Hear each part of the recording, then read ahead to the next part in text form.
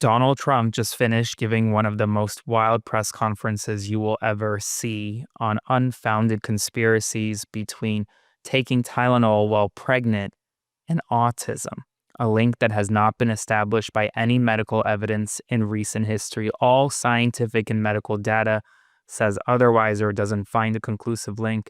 But Donald Trump today in the White House alongside RFK Jr., who's been a known skeptic of medicines, of vaccines, spent over 30 minutes outlining why pregnant women should not take Tylenol, while also spreading unfounded conspiracy theories about numerous vaccines that Donald Trump himself doesn't support for whatever reason, advocating for his own personal opinion in changing the childhood vaccination schedule, and much more. So Donald Trump began this press conference by speculating without evidence that Tylenol and vaccines might be linked to autism, saying, I think I can say there are certain groups of people that don't take vaccines and don't take any pills that have no autism. Does that tell you something? Is that a correct statement, by the way? Watch this moment.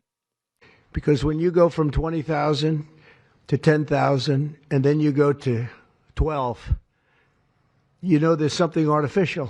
They're taking something. And by the way, I think I can say that there are certain groups of people that don't take vaccines and don't take any pills that have no autism. That have no autism. Does that tell you something? That's currently, is that a correct statement, by the way? There are some studies that suggest that, yeah, with the Amish, for example. The Amish, yeah, virtually. I heard none. See, Bobby wants to be very careful with what he says, and he should, but I'm not so careful with what I say.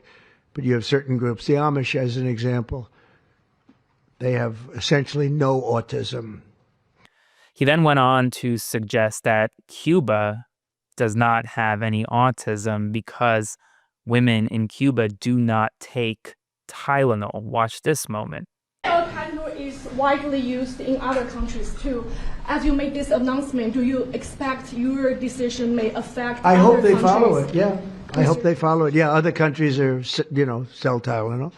Some countries don't. I mean, I hear Cuba, now, again, you'll have to check this out, but I hear Cuba doesn't have it because it's very expensive. And they don't have the money to have it, or they don't want to spend the money to have it. They don't have Tylenol. And I hear they have essentially no autism. So you have to check it out. Yeah, Brian. Medical professionals have warned for decades. I said, no, not you. You're CNN. You're fake news. Go ahead, Brian. Thank you, Mr. Now, obviously, Cuba does have Tylenol. Cuba does have acetaminophen, which is the drug behind Tylenol. Tylenol is just the name, as you all know. The actual drug name is acetaminophen or acetaminophen.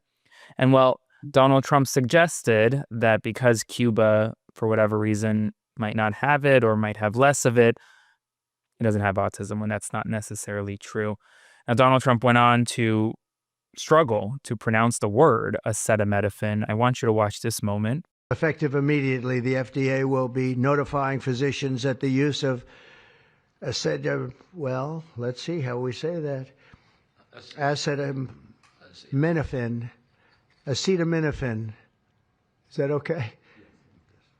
Which is basically commonly known as Tylenol, during pregnancy can be associated with a very increased risk of autism.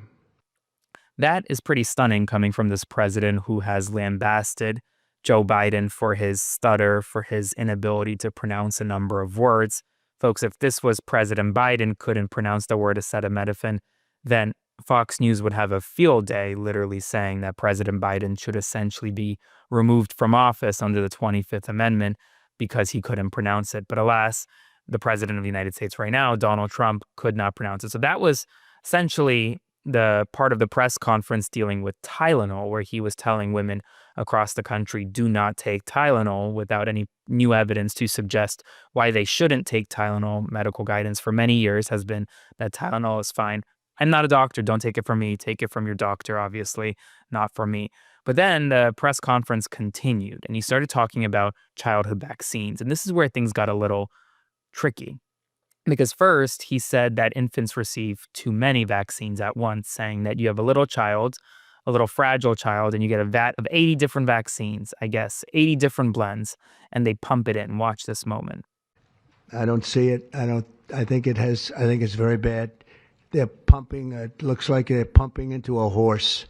You have a little child, little fragile child, and you get a vat of 80 different vaccines, I guess, 80 different blends, and they pump it in. So ideally, a woman won't take Tylenol.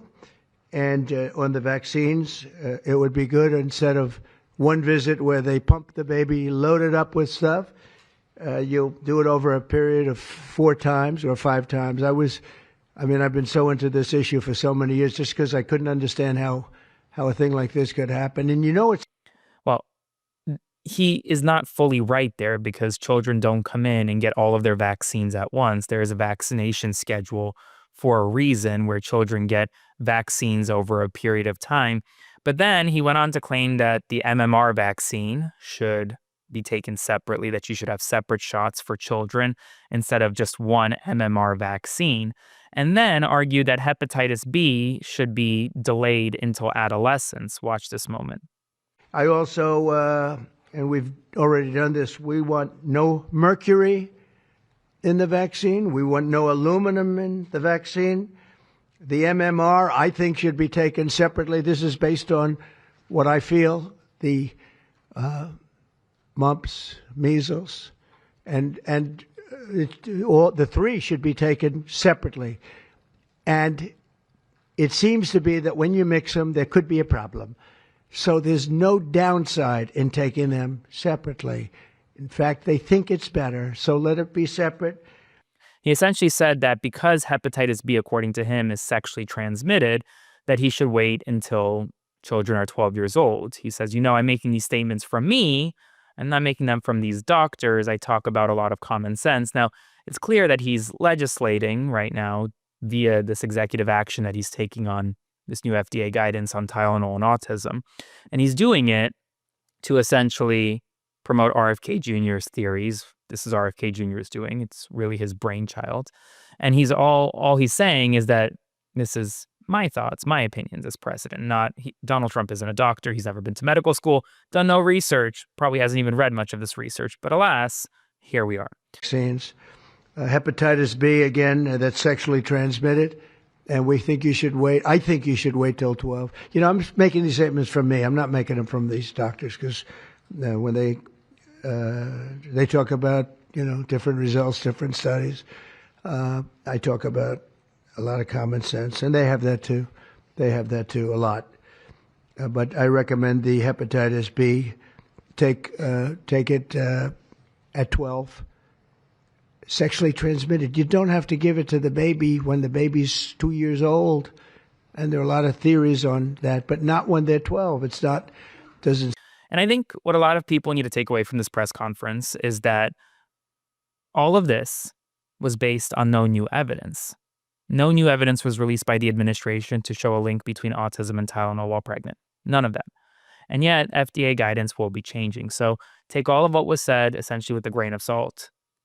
Keep on asking important questions. Keep speaking to your doctors because right now, your doctor knows obviously the most. Your doctor is the most educated, not the president of the United States, who isn't a doctor. As always, subscribe for more. Hey folks, Aaron Parnas here. Thank you so much for watching The Parnas Perspective. Please consider subscribing to support our work as we grow this independent news media entity into something that rivals mainstream every single day. Thanks so much, and I'll see you soon.